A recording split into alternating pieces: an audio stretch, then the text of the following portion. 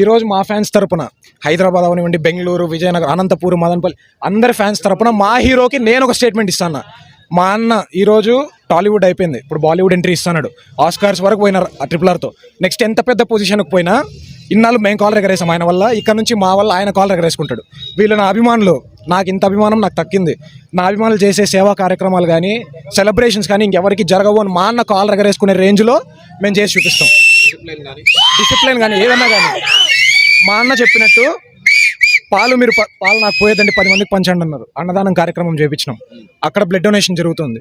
So ఆయన చెప్పినట్లు ఆయన సెలబ్రేట్ చేసుకోవడంలో అయినా, సేవా కార్యక్రమాలు జరగడంలో అయినా, రాయ్ ఎన్టీఆర్ టీమ్ తారక్ ట్రస్ట్ అని చెప్పి 2 పని చేస్తున్నారు.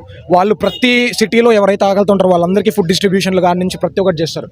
సో ఇన్నాళ్ళు ఎన్టీఆర్ అన్న వల్ల మేము కాలర్లు ఎగరేసుకున్నాం, ఇక్కడ నుంచి మా వాళ్ళు ఎన్టీఆర్ అన్న కూడా కాలర్ ఎగరేస్తాడు.